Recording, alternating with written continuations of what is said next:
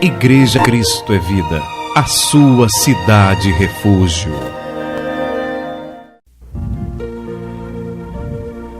Que é o livro por excelência. Bíblia em hebraico significa o livro dos livros.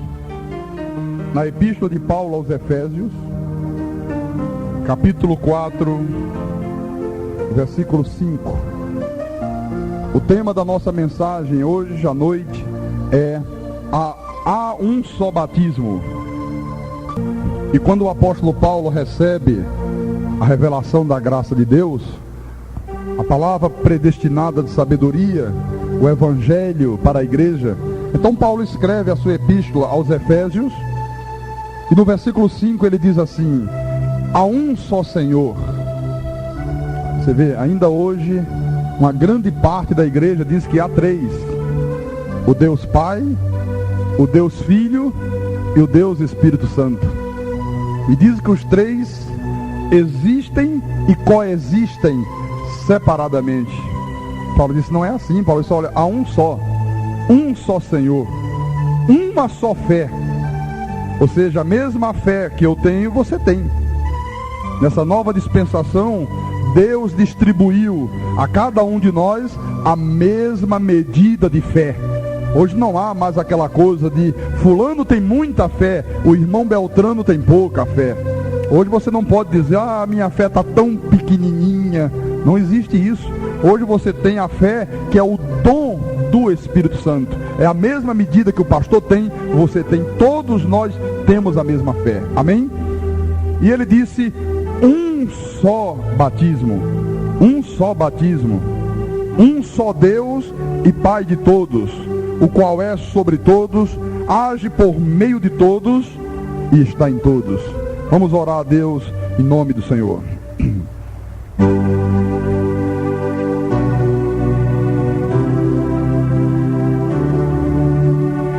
Santo Deus,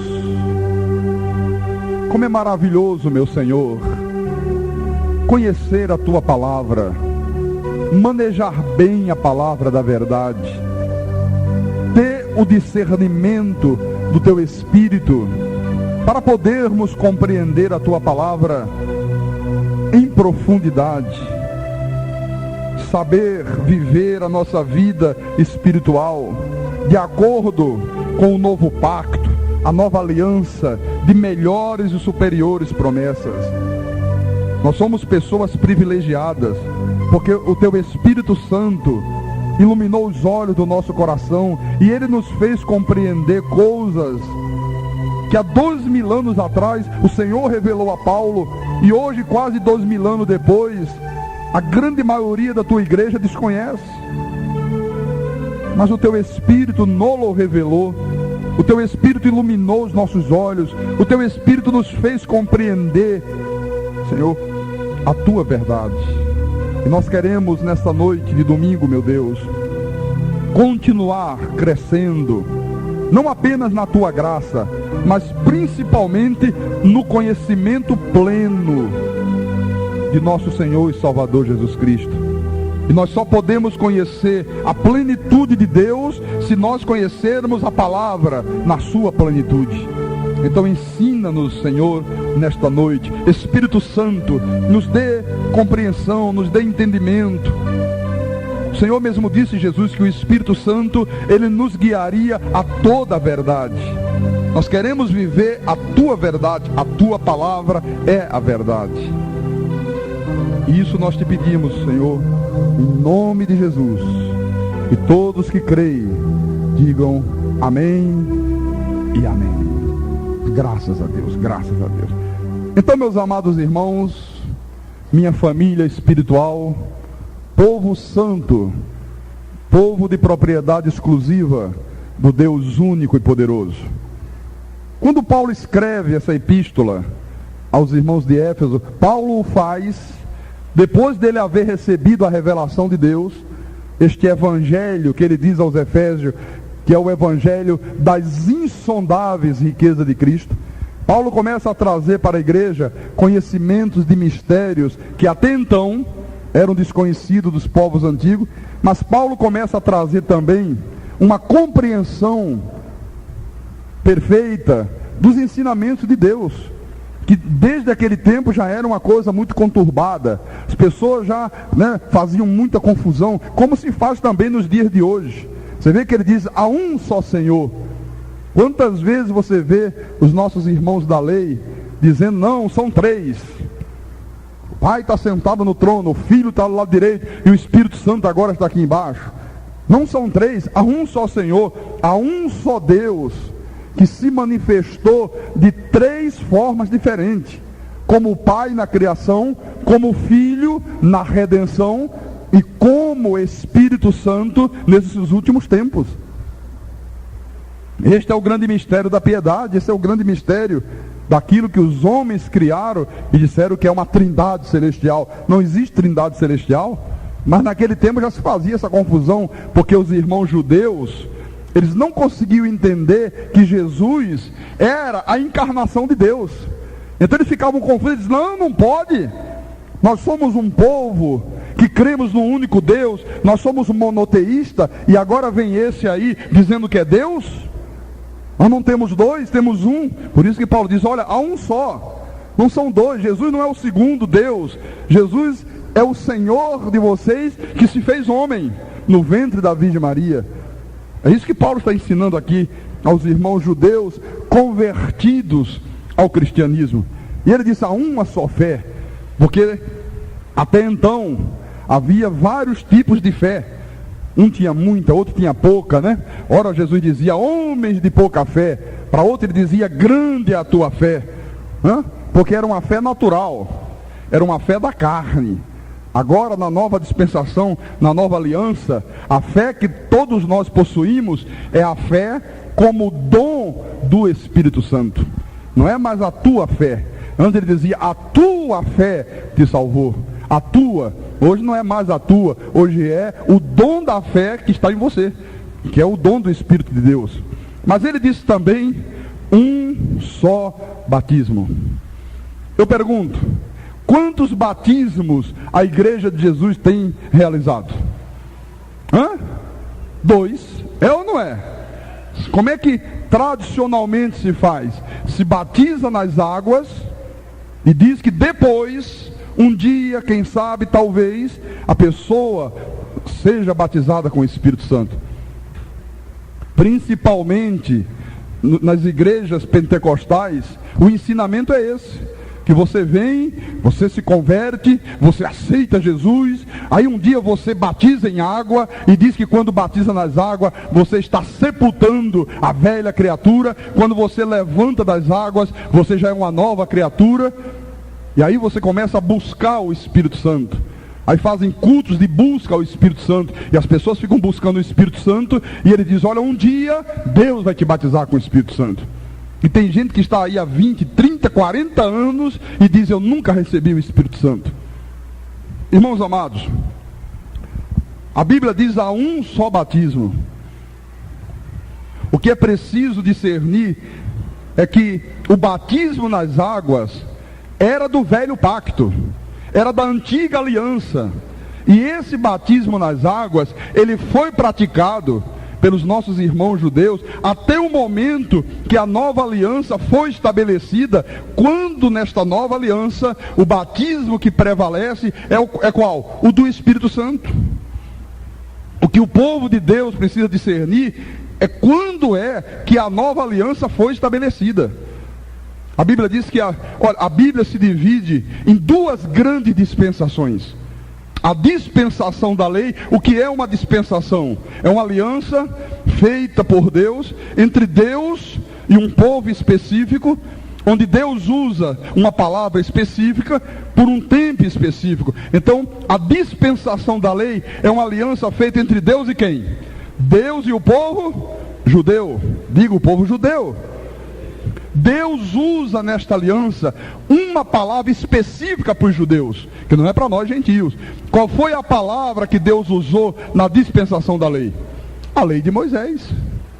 E por um tempo específico, desde o Sinai até a morte e ressurreição de Jesus, quando ele revela a Paulo o Evangelho da Graça e se estabelece o novo pacto, que a Bíblia diz que é de melhores e superiores promessas. Então, a primeira dispensação fora confiada a quem? A Moisés. Moisés é que foi o escolhido de Deus, né, para receber a incumbência de levar para os irmãos judeus a dispensação da lei. A segunda dispensação, que é a dispensação da graça de Deus, foi confiada a quem? Ao apóstolo São Paulo. E esta segunda dispensação é para nós gentios, judeus e gentios, eleitos e predestinados desde antes da fundação do mundo. Veja no capítulo 3 de Efésios, versículo 1 e 2. Veja que Paulo quer mostrar isso para os irmãos de Éfeso. E ele diz: por esta causa eu, Paulo, sou o prisioneiro de Cristo Jesus, por amor de vós, gentios. Por que Paulo diz que ele é o prisioneiro? Ele estava preso realmente. Paulo escreveu essa epístola da prisão em Roma, estava preso em Roma. E aí ele escreve, e ele diz no versículo 2: se é que tendes ouvido a respeito da dispensação da graça de Deus, a mim confiada para vós outros. A quem foi confiada a dispensação da graça de Deus? A Paulo? Não foi a Pedro? Não foi a Tiago? Não foi a Mateus? Não foi a Lucas? Não foi a Marcos? Não foi a João? A dispensação da graça de Deus foi confiada a Paulo. Paulo foi o escolhido, ele diz: para vós outros. Para vós outros quem? Judeus ou gentios? Gentios? Então, a pergunta que cabe é a seguinte: quando é que a dispensação da lei, né, foi verdadeiramente estabelecida? Quando é que a lei se estabeleceu? A partir do Sinai, quando Moisés recebe de Deus as tábuas da lei, né? Ele já havia sido escolhido por Deus. O Senhor lhe apareceu no meio de uma sarça ardente. O Senhor o levou até o Egito, e ele foi o grande comandante do povo judeu. Vamos ver isso, por favor, no livro de Êxodo, que é o segundo livro da Bíblia. Êxodo capítulo 3. Êxodo 3, versículo, veja por favor no início, versículo 1. Apacentava Moisés o rebanho de Jetro, seu sogro, sacerdote de Midian, e levando o rebanho para o lado ocidental do deserto, chegou ao monte de Deus, a Horebe. Apareceu-lhe o anjo do Senhor numa chama de fogo, no meio de uma sarça. Moisés olhou, e eis que a sarça é um arbusto, né, que dá no deserto. Um arbusto, sarça é um arbusto de flores, eis que a sarça ardia no fogo, e a sarça não se queimava. Então disse consigo mesmo: irei para lá e verei essa grande maravilha, porque a sarça não se queima. Vendo o Senhor que ele se voltava para ver, Deus, do meio da sarça, o chamou e disse: Moisés, Moisés. Ele respondeu: eis-me aqui. Deus continuou: não te chegues para cá, tira as sandálias dos pés, porque o lugar em que estás é terra santa. E disse mais: eu sou o Deus de teu pai, o Deus de Abraão, o Deus de Isaque e o Deus de Jacó. Moisés escondeu o rosto, porque temeu olhar para Deus. Disse ainda o Senhor: certamente vi a aflição do meu povo que está no Egito, e ouvi o seu clamor por causa dos seus exatores. Conheço-lhe o sofrimento. Por isso desci, a fim de livrá-lo das mãos do Egito, e para fazê-los subir daquela terra a uma terra boa e ampla, terra que mana leite e mel, o lugar do cananeu, do eteu, do amorreu, do ferezeu, do eveu e do jebuseu. Pois o clamor dos filhos de Israel chegou até a mim, e também vejo a opressão com que os egípcios os estão oprimindo. Vem agora, e eu te enviarei a Faraó, para que tires o meu povo, os filhos de Israel, do Egito. Então, Moisés é escolhido por Deus, é Deus que escolheu Moisés, e Moisés é enviado para o Egito, e ele passa a partir de então a ser o grande comandante do êxodo do povo de Israel, saindo do Egito e sendo levado em direção a Canaã, a terra prometida. Todavia, meus irmãos amados, só 3 meses depois que eles saíram do Egito, veja, Deus escolhe Moisés, aparece no meio de uma sarça. Moisés ainda vai para o Egito, passa um grande tempo lá no Egito, insistindo com o Faraó, insiste uma vez, insiste duas, Deus manda as 10 pragas, até que um dia Faraó se rende e decide deixar o povo ir. A partir da saída do Egito, 3 meses depois, é que Moisés chega no meio do deserto, onde estava o Monte Sinai, o povo se acampa, Moisés sobe o monte, e lá no alto do Monte Sinai, Deus entrega a Moisés as leis escritas em tábuas de pedra, que passa a partir daquele momento ser a palavra que regeria todo o povo de Israel. Você compreende isso? Agora, veja a comparação que eu quero que você faça. Quando Deus quer estabelecer a segunda aliança, que ele já havia prometido muito tempo atrás, e que Paulo é o escolhido, agora não é mais Moisés, agora é Paulo, em Atos dos Apóstolos, capítulo 26, quando Paulo está diante do rei Agripa, e ele conta como é que se deu, né, esse seu encontro com Deus, com o Senhor Jesus, e ele diz assim no versículo 13: ao meio-dia, ó rei, indo eu o caminho fora, vi uma luz no céu. Olha, Moisés também viu uma luz brilhante, um fogo no meio da sarça, né? Com Paulo não foi diferente. Esse eu vi uma luz no céu, mais resplandecente que o sol, que brilhou ao redor de mim e dos que iam comigo. E caindo todos nós por terra, ouvi uma voz que me falava em língua hebraica: Saulo, Saulo, por que me persegues? Dura coisa é recalcitrar contra os aguilhões. Então eu perguntei: quem és tu, Senhor? Ao que o Senhor respondeu: eu sou Jesus, a quem tu persegues.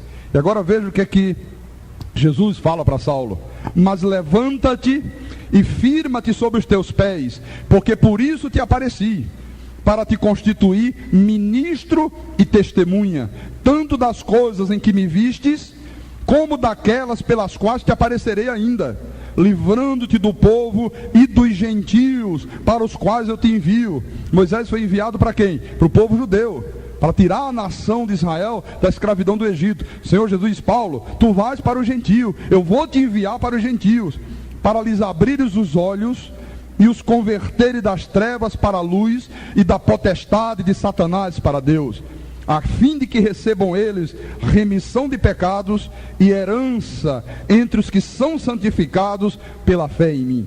Quer dizer, até então não havia sido revelado a Paulo o evangelho para a igreja. Até o momento que Paulo tem um encontro com Jesus no caminho de Damasco, o que prevalecia era a lei de Moisés, e tudo aquilo que era parte integrante da lei, os batismos, né? O povo judeu praticou muitos batismos. Havia batismo de purificação, havia batismo pelos mortos, havia o batismo de João, né? Muitos batismos, a guarda do sábado, havia circuncisão, os dias de festa, de luas, e etc, etc, etc.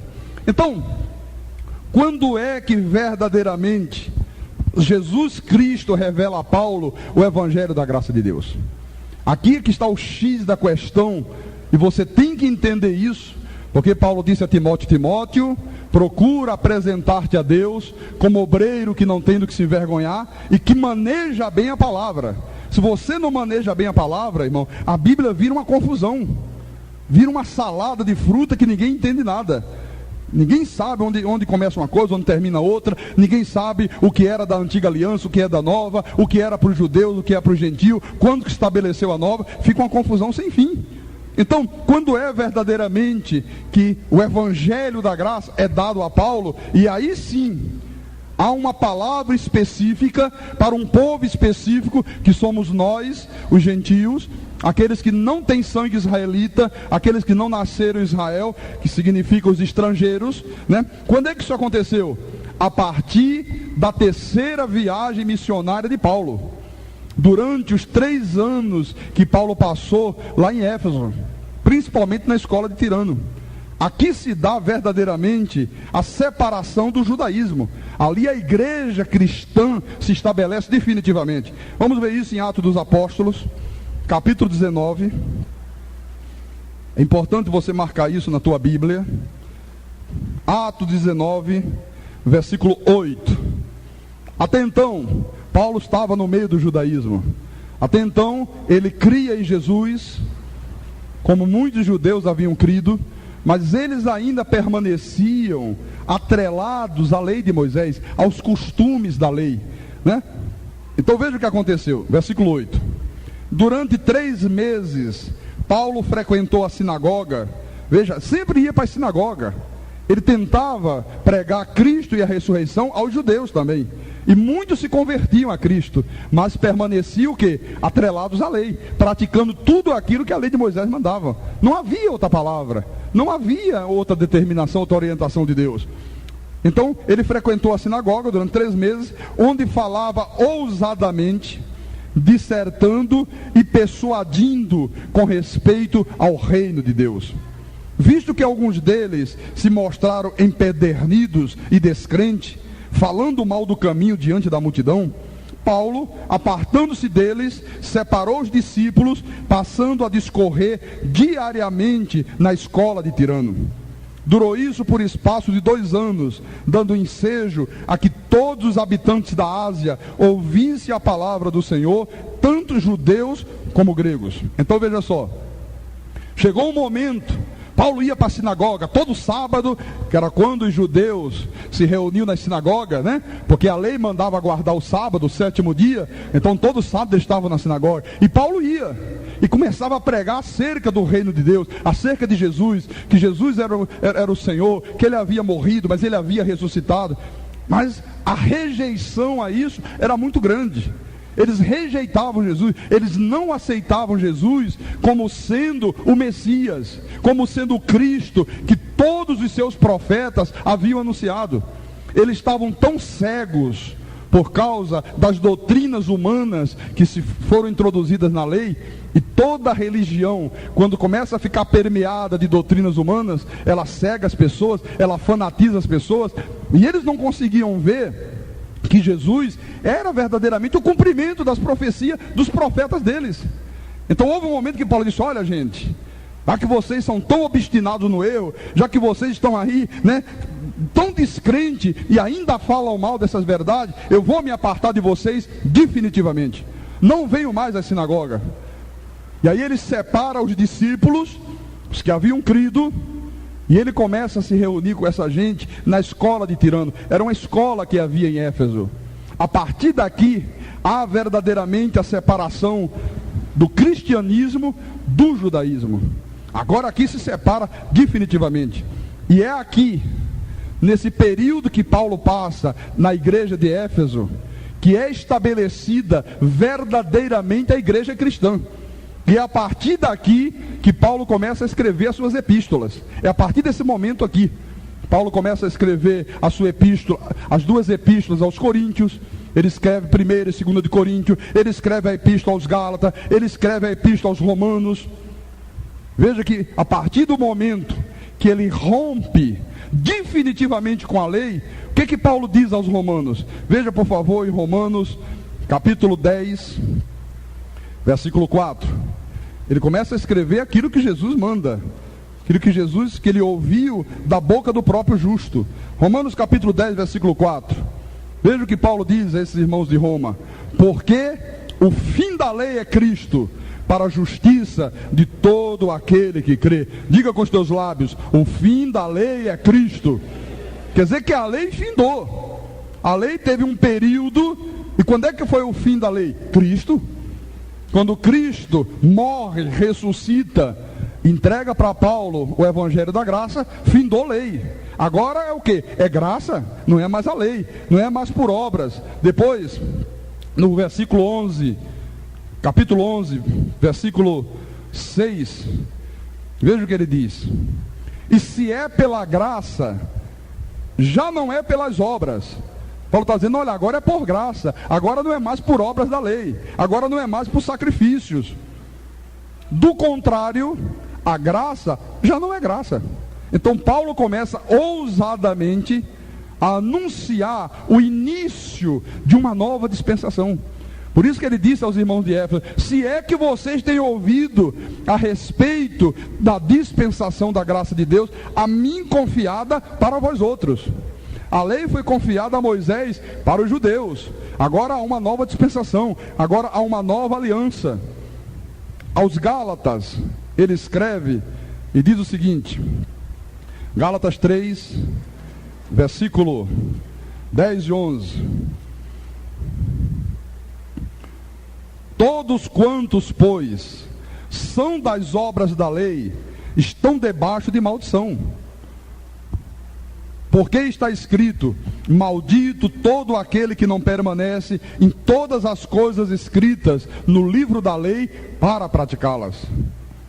Paulo sabia que haviam 613 mandamentos, e ele sabia que se a pessoa cumprisse 612 e deixasse de cumprir um só, ela era culpada de todos os outros. E aí sobrevinha a vida daquela pessoa o quê? As maldições da lei. Em Deuteronômio tem uma lista enorme das maldições, doenças que o médico não descobre, né? Vem problemas, vem adultério, separações. Você não vive como cabeça, você vive como cauda. Ao invés de você emprestar muito, você vai tomar emprestado. Tudo isso fazia parte de quê? Das maldições da lei. Ao invés de você ser bendito no campo, na cidade, você será maldito no campo, você será maldito na cidade. Tudo isso era maldição.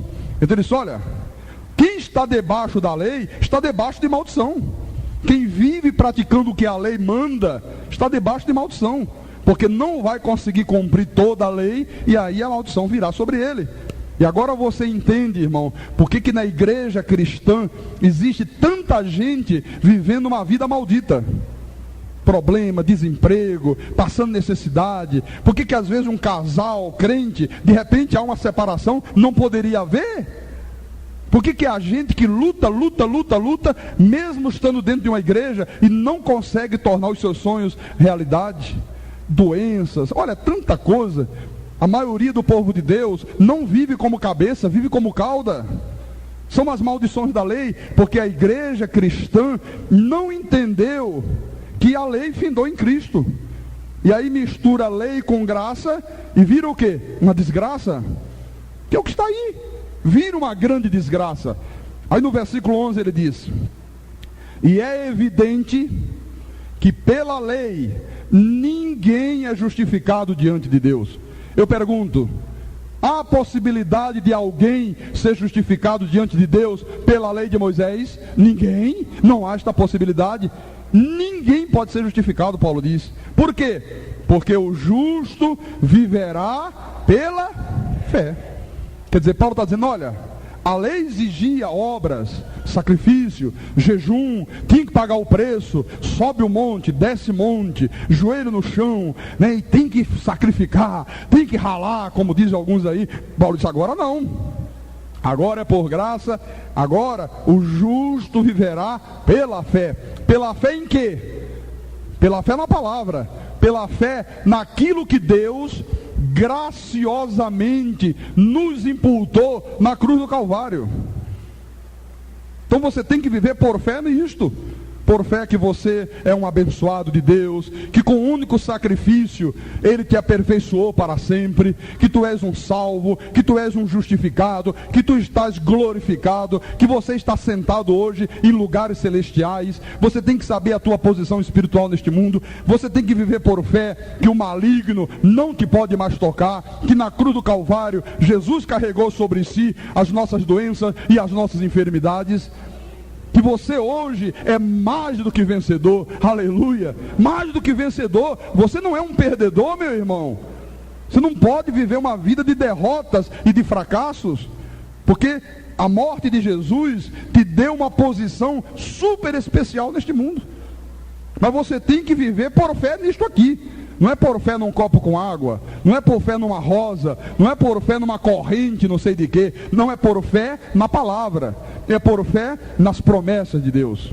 Então você vê que quando houve a separação definitiva do judaísmo e começa Jesus Cristo a revelar a Paulo, você lembra que nós lembramos há pouco, porque ainda te aparecerei muitas outras vezes, né? Vou te revelando. Ele começa a revelar e Paulo começa a escrever aquilo que o Cristo ressuscitado estava lhe revelando.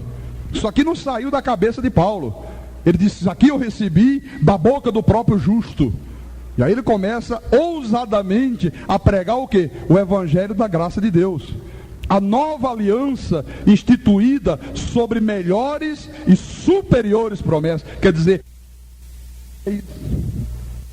versículo 1. Veja por que a graça é superior. Ele diz: ora, visto que a lei tem sombra dos bens vindouros, não a imagem real das coisas. Quer dizer que a lei, ela tinha sombra dos bens vindouros. Não era a imagem real. O real veio o quê? Na nova aliança. Então tudo que fazia parte da lei era a sombra das coisas melhores e superiores que viria quando fosse estabelecida o novo pacto de melhores segundo promessa. Nunca jamais pode tornar perfeitos ofertantes com os mesmos sacrifícios que ano após ano, perpetuamente eles oferecem. Quer dizer, por mais sacrifício que as pessoas oferecessem na lei, Paulo diz, olha, não adianta, não torna perfeito, você continua imperfeito, continua aí uma vida imperfeita, não tem eficácia sobre você, isso são sombras. Agora, veja que no capítulo 6, na mesma epístola aos Hebreus, os hebreus eram o quê? Eram judeus convertidos ao cristianismo, mas que estavam vivendo uma luta tremenda, porque Paulo pregava a graça, quando Paulo dava as costas, lá vinha a turma da lei e dizia, olha, não é assim, tem que cumprir os costumes da lei de Moisés, se não fizer circuncisão, você não pode ser salvo, e havia uma guerra nesta igreja. Então Paulo diz assim, versículo 1, por isso, pondo de parte os princípios elementares da doutrina de Cristo, deixemos-nos levar para o que é perfeito, não lançando de novo a base do arrependimento de obras mortas e da fé em Deus, o ensino de batismo e da ressurreição e da imposição de mãos, da ressurreição dos mortos e do juízo eterno. Isto faremos, se Deus permitir. Então, o que é isso aqui que Paulo diz? Deixa de lado, põe de parte. Tudo isso aqui era o que fazia parte do judaísmo. Os princípios elementares da doutrina de Cristo. Que Cristo? Cristo nos dias da sua carne. Cristo nos dias da sua carne, o que ele fez? Ele cumpriu a lei. Por isso que Mateus, Marcos, Lucas e João não é evangelho para a igreja. Mateus, Marcos, Lucas e João são livros que relatam para a igreja o ministério terreno de Jesus, Cristo cumprindo a lei. Ele disse, eu não vim revogar a lei, eu vim cumprir a lei. Para que Jesus veio cumprir a lei? Para que eu nem você precisasse mais cumpri-la hoje. Ele foi o nosso substituto. Diga, o nosso substituto. Então ele disse, olha, põe de parte isso aí. Tudo isso era parte do judaísmo. Tudo isso era o quê? Sombra dos bens vindouros. O que é que Paulo disse? Põe de parte. Deixa de lado, isso não serve mais. Então, o que era o batismo nas águas? Sombra do verdadeiro batismo que viria com a nova aliança, que é qual? O batismo com o Espírito Santo de Deus. Olha, isso é sombra. Sombra do verdadeiro. Põe de parte isso aí. Por isso que quando ele escreve aos irmãos de Coríntio, na primeira epístola aos Coríntios, capítulo 1, versículo 14, ele diz assim, olha o que Paulo diz a essa igreja. Dou graças a Deus, porque a nenhum de vós batizei, exceto Crispo e Gaio, para que ninguém diga que fostes batizados em meu nome. Batizei também a casa de Estéfanas, além destes, não me lembro se batizei algum outro, porque não me enviou Cristo para batizar, mas para pregar o Evangelho, não com sabedoria de palavra, para que se não anule a cruz de Cristo. Então Paulo disse, olha, eu só batizei fulano, beltrano, ciclano, Crispo, Gaio, a casa de Estéfano, não me lembro se batizei mais alguém, foram só isso aí, e eu dou graças a Deus, porque Cristo não me enviou para batizar. Quando é que Paulo batizou essas pessoas aqui? No período que ele já havia tido um encontro com Jesus no caminho de Damasco e permaneceu no meio dos judeus sem ter recebido de Deus ainda a revelação da graça. Quando Moisés é escolhido por Deus e vai ao Egito, não havia lei. Enquanto eles saíram do Egito, caminhando em direção a Canaã, veja, foram mais de 3 meses, não havia lei alguma.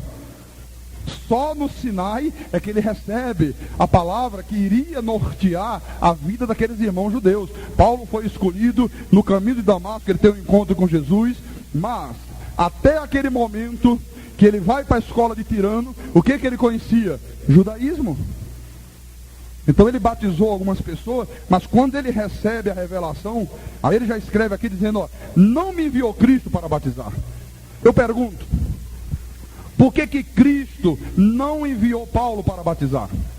Por que razão Jesus, quando apareceu a Paulo, não mandou Paulo fazer batismo nas águas? Porque batismo nas águas era para os judeus.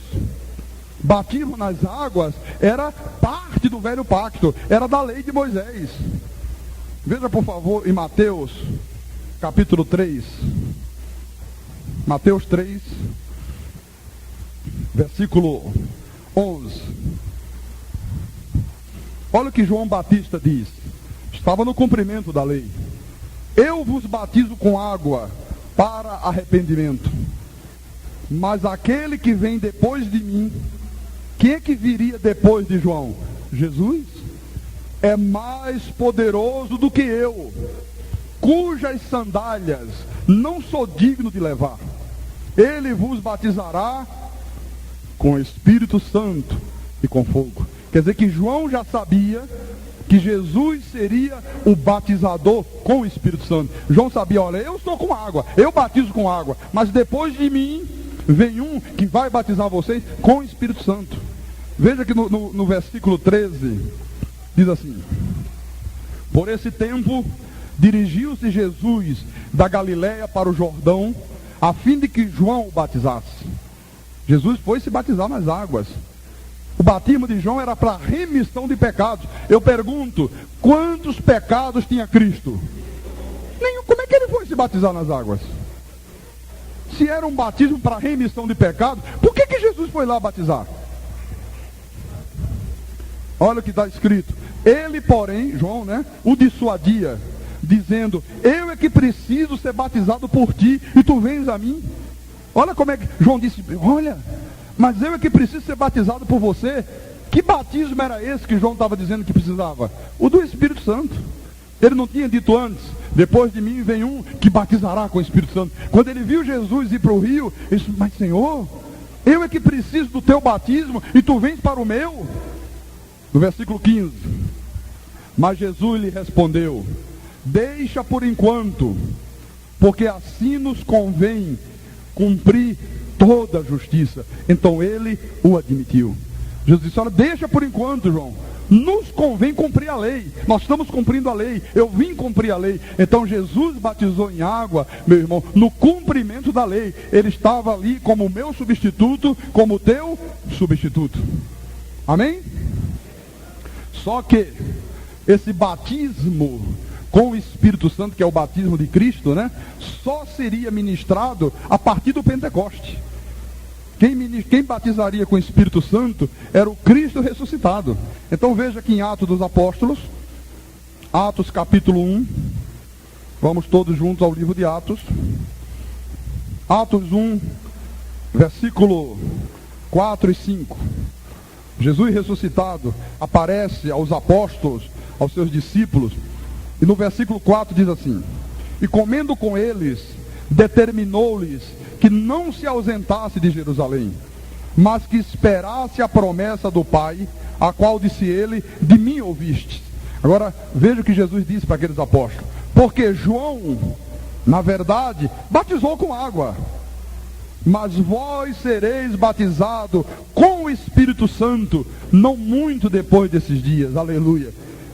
Quer dizer, a partir do Pentecostes, estava definitivamente estabelecido o novo batismo. O das águas era sombra do verdadeiro. A partir do Pentecoste se estabelece o novo batismo, que é o batismo do Espírito Santo, com o Espírito Santo. Agora vem a pergunta, quando é então, pastor, que um crente em Jesus Cristo é batizado com o Espírito Santo? Quando é que acontece esse batismo? Vamos ver isso no livro de Éfeso, na epístola aos Efésios, capítulo 1, versículo 13. É Paulo que ensina isso para a igreja.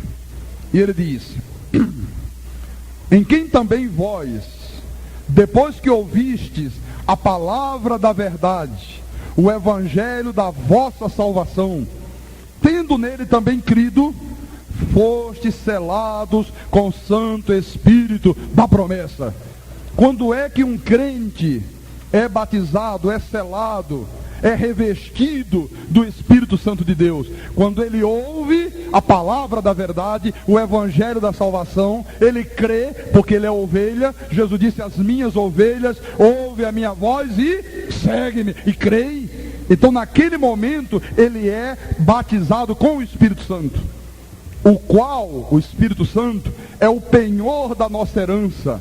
É a garantia de Deus, meu irmão. É o Espírito Santo, que é o próprio Deus, dentro de você, para garantir aquilo que é propriedade exclusiva de Deus. Por isso que ninguém, demônio nenhum, inferno nenhum, pode tomar conta da tua vida. Tu tens o próprio Deus te guardando. É Ele que é a garantia, meu irmão, de que você tem que tornar para os céus, até o resgate da sua propriedade, em louvor da sua glória. Agora, irmãos, Paulo está dizendo aqui a mesma coisa que Jesus dissera quando ele formou a grande comissão, e que a igreja não entende, a igreja não consegue discernir. Veja, por favor, no livro de Marcos, olha como é a mesma coisa, é só discernir espiritualmente. Marcos capítulo 16, versículo 15, vamos ler a partir do 14. É quando Jesus ressuscitou, e pouco antes dele subir aos céus, ele está reunido com os apóstolos, e diz assim: finalmente apareceu Jesus aos 11, quando estavam à mesa, e censurou-lhes a incredulidade e dureza de coração, porque não deram crédito aos que tinham visto já ressuscitado. E disse-lhes, olha o que Jesus disse: ide por todo o mundo e pregai o evangelho a toda a criatura. Que evangelho? O que ele iria revelar a Paulo? Ide pregai o evangelho. Quem crer e for batizado será o quê? Salvo. Quem, porém, não crer será condenado. Então o que é que Paulo diz? Quando você ouve o evangelho, você crê e você é selado com o Espírito Santo. O que é que Jesus estava dizendo? Ide, prega o evangelho. Quem crê e for batizado será salvo. É um salvo, é um eleito, é um predestinado. Jesus aqui não está se referindo a batismo de água. Ele está se referindo ao batismo dele, que é o que iria prevalecer na nova aliança, no novo pacto. Você vê que Lucas fala a mesma coisa. Lucas capítulo 24, versículo 45. Olha, é o mesmo momento, só que agora é Lucas escrevendo, não é mais Marcos. Então Lucas diz assim: então lhes abriu o entendimento para compreenderem as escrituras, e lhes disse: assim está escrito, que o Cristo havia de padecer e ressuscitar dentre os mortos no terceiro dia, e que em seu nome se pregasse arrependimento para a remissão de pecados a todas as nações, começando de Jerusalém. Vós sois testemunhas destas coisas. Eis que envio sobre vós a promessa de meu Pai. Permanecei, pois, na cidade, até que do alto sejais revestido de poder. Jesus está falando de quê aqui? Batismo com o Espírito Santo. Não está falando de água. Está falando do novo batismo. O batismo dessa nova aliança, dessa nova dispensação. Até aqui, Jesus não falou em batizar mais água, irmão. O grande problema é que quem não tem discernimento, quem não maneja bem a palavra, quando ouve falar de batismo, já associa na sua mente a quê? A água. O povo de Deus falou em batismo, já vem na mente dele água, borbulhando, e água, e mergulha, e levanta da água. Ele não pode falar em batismo que já vem na cabeça a água. É ou não é? É. Olha, foi exatamente o que ocorreu com Mateus. Veja em Mateus capítulo 28. Você sabe que Mateus, ele escreve para os judeus. Mateus escreveu este livro aqui exclusivamente para os judeus. Por isso que Mateus procura mostrar Jesus como um rei, né? Ele procura mostrar que Jesus é o cumprimento das profecias do Velho Testamento. E ele procura mostrar aos nossos irmãos judeus que aquele tão esperado Messias, prometido pelos antigos profetas, era Jesus. Mateus tem a preocupação aqui de mostrar aos irmãos judeus que mesmo ele crendo em Jesus, eles não teriam de abandonar as suas tradições. Eles não precisariam abandonar os costumes da lei. Eles não iam aceitar uma nova crença. Eles iam permanecer crendo na lei. É por isso que quando ele relata o mesmo que Marcos relatou, o mesmo que Lucas relatou, ele não entende aquelas palavras de Jesus como sendo em relação ao Espírito Santo, mas sim a batismo em água. E aí ele diz assim no capítulo 28, versículo 19, versículo 18: Jesus, aproximando-se, falou-lhes, dizendo: toda autoridade me foi dada nos céus e na terra. Ide, portanto, fazei discípulos de todas as nações, batizando-os em nome do Pai e do Filho e do Espírito Santo. Então, o povo judeu entende essas palavras de Mateus como sendo o batismo de água. Por isso que no livro de Atos dos Apóstolos, até o momento de Paulo receber a revelação do Evangelho da graça de Deus, de um só batismo, o que você encontra lá em Atos? Eles batizando as pessoas nas águas. Pedro batizou no dia de Pentecoste. Aquelas pessoas em Pentecostes disseram: e agora, irmão Pedro, o que nós faremos para ser salvo? Pedro disse: olha, arrependa-se dos seus pecados, se batize nas águas e vocês receberão o dom do Espírito Santo. Porque foi o processo que ele passou. Mas isso não era uma doutrina. Então, em Marcos, Jesus disse o quê? Quem crê e for batizado será salvo. Quem crê em quê? No Evangelho pregado. Batizado em quê? No Espírito Santo. Ele fala: quem crê e for batizado será salvo. Irmãos, o único batismo que garante a vida eterna para os filhos de Deus, qual é? O do Espírito Santo. Por isso que Paulo disse aos irmãos de Éfeso que o Espírito Santo na nossa vida é o penhor da nossa herança, é a garantia da nossa vida, até Deus vir nos resgatar. É este o batismo. Então, quando o Evangelho é pregado, as ovelhas ouvem, creem e são batizadas com o quê? Com o Espírito Santo. Veja, por favor, no livro de Atos dos Apóstolos, outra vez, Atos capítulo 10, versículo 44. Porque normalmente se ensina, somente nas igrejas pentecostais, que não tem o conhecimento da palavra, que a pessoa vem, né, aceita Jesus. Primeiro que o homem não tem condições de aceitar Jesus, irmão. O homem está morto em delitos e pecados. A Bíblia diz: não há quem entenda, não há quem busque a Deus, né? Se não há quem busque, como é que vai aceitar? Está morto. Jesus disse: não fostes vós que escolhestes a mim, eu escolhi a vós outros. Então já começa o erro por aí. Mas não, você vem, você aceita, você se converte, aí um dia você se batiza nas águas. Nós fazíamos isto. Diz: irmão, você tem que batizar nas águas.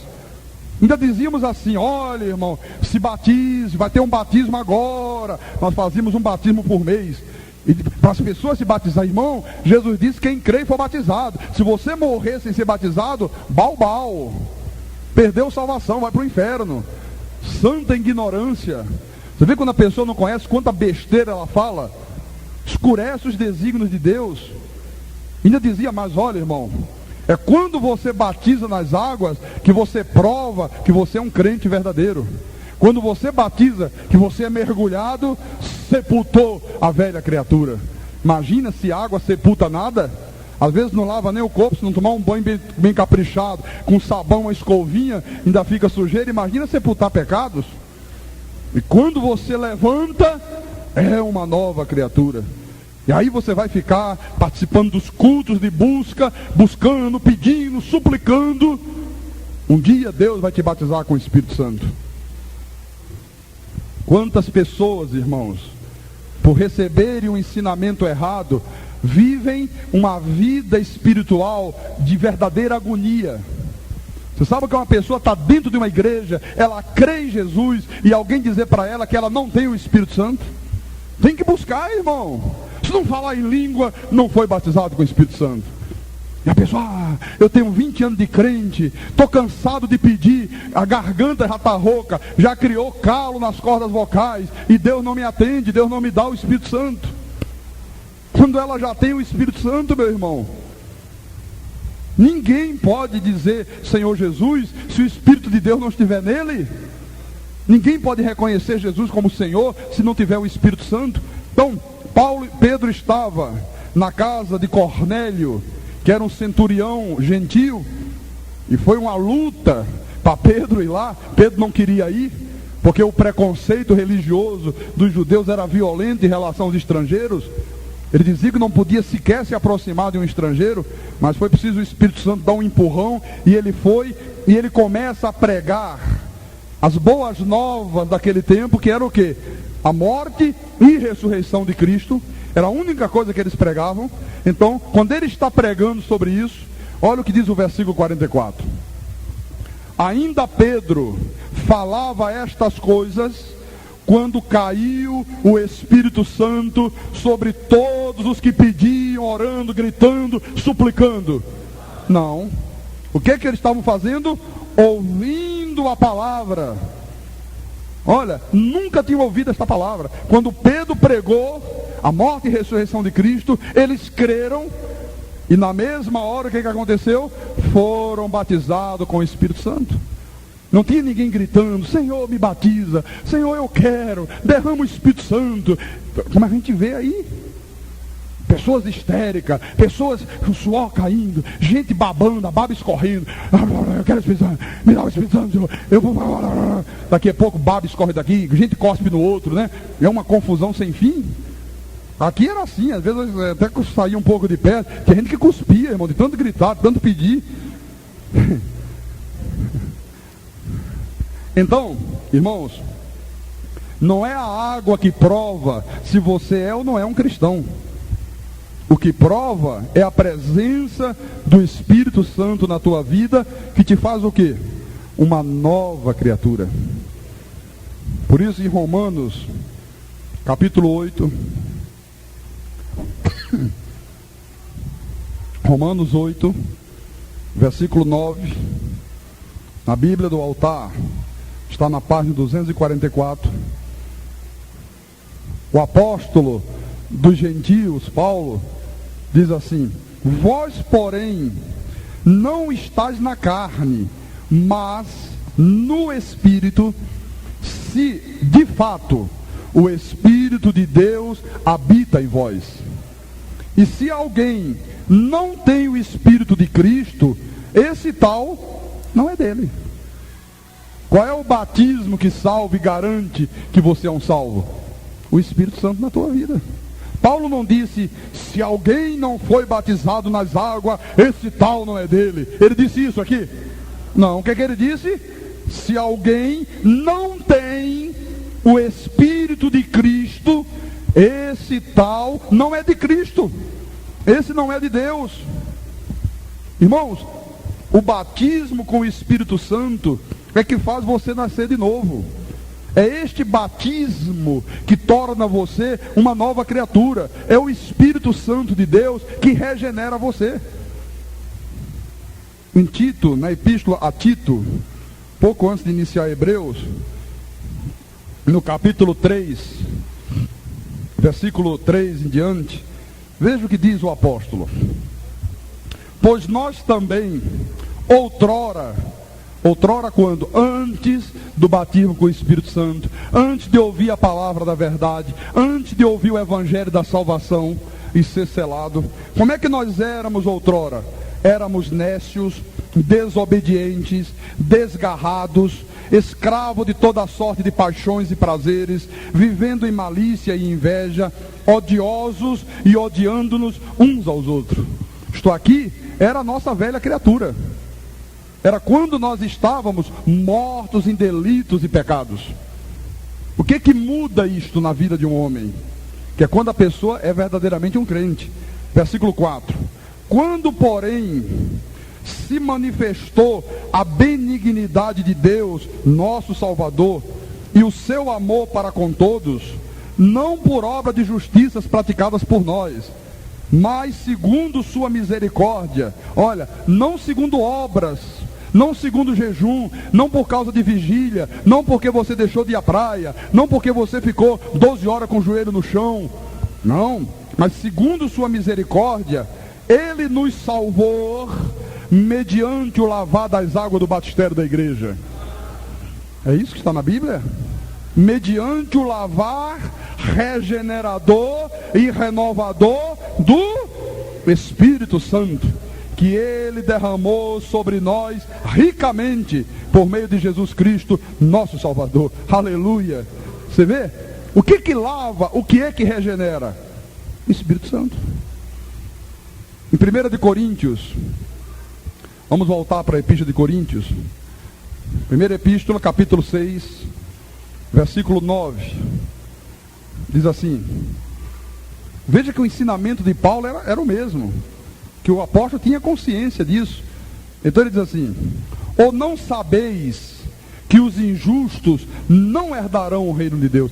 Você sabe que uma grande parte da igreja não sabe disso ainda? Não sabe. Vou te dizer daqui a pouco por que não sabe. Aí ele diz: não vos enganeis, nem impuros, nem idólatras, nem adúlteros, nem efeminados, nem sodomitas, nem ladrões, nem avarentos, nem bêbados, nem maldizentes, nem roubadores herdarão o reino de Deus. Aí ele explica no versículo 1: tais fostes alguns de vós. Irmãos, todo crente em Jesus Cristo é ex alguma coisa.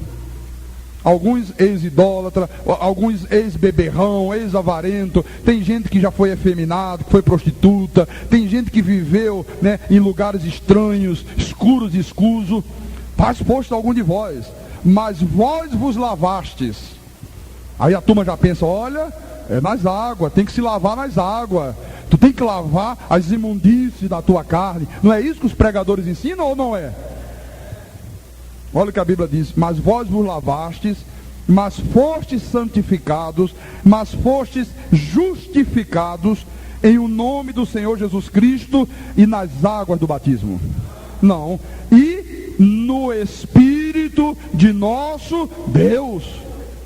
Então, o Espírito Santo, meus irmãos, é quem nos lava, é Ele que nos regenera, é Ele que nos santifica.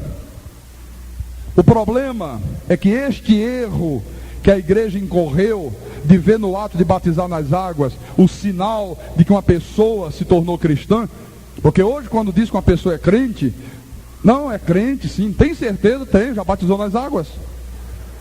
É ou não é? Não, mas vem cá, mas eu vi aquele rapaz dizendo palavrão, olha, estava fazendo desonestidade, passando o outro para trás ali no negócio. Ele é crente? É, pastor, já batizou nas águas. É crente, sim senhor. Então a igreja incorreu num erro, meu irmão amado, de dizer que o que prova que uma pessoa é crente em Jesus Cristo é quando ela se batiza nas águas.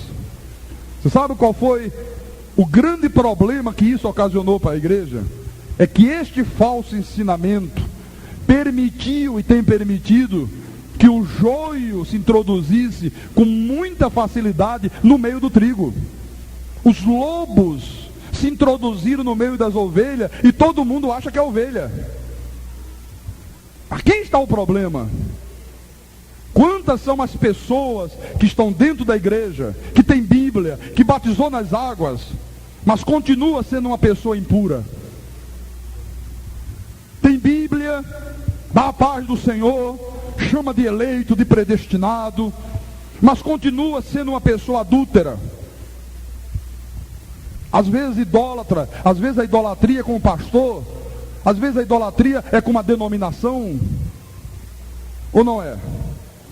Às vezes uma pessoa desonesta, avarenta, maldizente, desobediente, às vezes vivendo ainda em malícia, às vezes uma pessoa cheia de inveja, cheia de ódio no coração, cheia de rancor, pessoas rancorosas, pessoas que desejam mal ao próximo, pessoas que têm atos vergonhosos diante de Deus e dos homens. Mas não, mas é crente. Por quê? Porque o sistema decidiu dizer que batizou em água, é crente. Não é o que a Bíblia diz. O que prova que uma pessoa é crente, Paulo disse assim: se alguém está em Cristo, é nova criatura. O que é que torna uma pessoa nova criatura? O batismo com o Espírito Santo. E aí você vê pessoas que, apesar de praticarem todas essas coisas horríveis aqui, é uma lista imensa, elas continuam sendo tidas como um crente porque se batizaram nas águas. Você percebe a gravidade disso? Está aí a igreja de Jesus, hoje, toda ela permeada de pessoas que são uma verdadeira vergonha para a igreja. Por isso que às vezes você ouve dizer pessoas dizendo: não, eu não quero saber de crente. Não foi crente que deu problema, foram falsos crentes. Porque o verdadeiro crente, meu irmão, ele é exemplo para este mundo. Jesus disse: vós sois o sal da terra, vós sois a luz do mundo. O verdadeiro crente, você não identifica, não é porque batizou em água, não é por causa da roupa que ele usa, é porque ele expressa, ele manifesta no seu viver diário o caráter de Deus. Uma pessoa honesta, a Bíblia diz: o falar do cristão tem que ser sim, não. E crente é um marido que ama a sua esposa, como Cristo amou a igreja. Quantas esposas eu recebo no gabinete pastoral se queixando dos maridos? Quantas pessoas ligam para mim: olha, tem chovido o telefonema, pastor, daria para o senhor falar na rádio, pastor, acerca do relacionamento do marido com a esposa, porque o meu marido é muito bruto, pastor, meu marido é um cavalo batizado. Eu digo: não, irmã, mas fica tranquila, no dia que ele se converter, não, pastor, já é crente há 100 anos, e continua cavalo, continua, então daqui a pouco ele passa a ser burro. Mas bate nas águas, irmão, bate nas águas. Você vê, você percebe o erro disso aqui? Você percebe a verdade que se criou com isso aqui? Uma mulher que se deu, ela é uma esposa submissa ao marido, ela é uma mulher de vida reta, de vida digna. Um empresário que é crente de verdade, irmãos, ele não sonega impostos, ele não faz negócios escuros e obscuros. O funcionário, né, o empregado que é um crente, ele tem um comportamento íntegro, ele tem que ser visto pelos seus colegas e pelo seu patrão como exemplo de todos. O seu comportamento tem que fazer as pessoas dizerem: poxa, por que você é assim? Você é todo reto, você não faz nada errado, tudo seu é ali na bucha, a sua palavra é verdadeira, a gente pode confiar, você não é homem de duas palavras, você é uma pessoa de um comportamento exemplar. E ele vai dizer: porque eu sou um crente em Jesus Cristo. Ah, você é crente? Poxa, interessante, a sua roupa não parece de crente. Pois é, a roupa não parece, mas a roupa espiritual é de crente. A roupa física não é. Não existe roupa física para crente. Onde é que está isso na Bíblia? Pessoas de um caráter de Deus, meu irmão. Isso é que é o verdadeiro crente. Amém? Quer dizer, adianta batizar em águas? Adianta. Serve para nada, meu irmão. Absolutamente nada. Era sombra dos bem-vindouros, não a imagem real das coisas. O que é a imagem real das coisas? O batismo com o Espírito Santo. Amém? Agora, você fala isso aí fora, a igreja entra em convulsão. Não pode, esse pastor é um herege, como é que ele diz que não batiza nas águas? Como é que uma pessoa vai ser salva sem batizar nas águas? Como é que vai dizer que é crente se não batizou em águas? Quer dizer, a pessoa não se preocupa com o caráter moral das pessoas, está preocupado se batizou em água ou não batizou em água. Aí o mundo vem abaixo. Eu quero terminar a mensagem em Gálatas, capítulo 6, versículo 15. Naquele tempo, a maior discussão entre a lei e a graça era acerca da circuncisão. O maior problema era se fazia circuncisão ou se não fazia circuncisão. Os judeus diziam assim: olha, se não circuncidar, não pode ser salvo. Paulo diz: olha, mas os gentios, Deus não mandou circuncidá-los, e no entanto, eles ouvem, creem e recebem de Deus o Espírito Santo. E era uma confusão danada. Hoje a grande discussão é se batiza ou se não batiza, né? Não pode. Quer dizer que é crente sem batizar em água? Ai, meu Deus! E tem gente que sai correndo pela rua, desesperado, né? Olha o que Paulo diz. Versículo 15. Pois nem a circuncisão é coisa alguma, nem a incircuncisão, mas o ser nova criatura. Vamos trazer isso aqui para hoje. Nem o batismo nas águas é coisa alguma, nem o não batizar nas águas é coisa alguma. O importante, o que vale é ser nova criatura. E você só é nova criatura se o Espírito de Deus habitar em você. Ponto. Acabou. Amém? E a todos quanto andarem de conformidade com esta regra, e esta igreja anda de conformidade com esta regra, paz e misericórdia sejam sobre eles e sobre o Israel de Deus. Quanto ao mais, ninguém me moleste, porque eu trago no corpo as marcas de Jesus. Aleluia. Sistema legalista de Jerusalém, não me molestem, porque eu trago no corpo as marcas de Jesus Cristo. Aleluia. Não me moleste, não me chame de herege, não me chame de falso profeta, não faça pressão sobre mim, porque eu trago no corpo as marcas de Jesus Cristo, as marcas de um novo homem, as marcas de um novo nascimento, a marca de uma nova criatura. Você traz também? Então diga graças a Deus. Diga, eu sou uma nova criatura em Cristo Jesus, o nosso Senhor. E se você não for, você não vai conseguir permanecer muito tempo aqui no nosso meio. Ninguém vai te tirar não, você mesmo vai sair. Você não vai aguentar, porque na igreja em graça, onde essas verdades são vividas, não há lugar para hipocrisias, não há lugar para o amor fingido, não há lugar para pessoas que dissimulam. Na lei é muito fácil dissimular, todo mundo dissimula, todo mundo finge, diz que ama, na verdade odeia. Na graça não. Se você não ama verdadeiramente, a hora que você quiser manifestar atitude de ódio, todo mundo vai olhar para você e dizer, irmão, você não é nova criatura, você não nasceu de novo, você não vai se sentir bem, você vai embora. Amém? Quem tem ouvidos para ouvir, que ouça o que o Espírito Santo disse à igreja.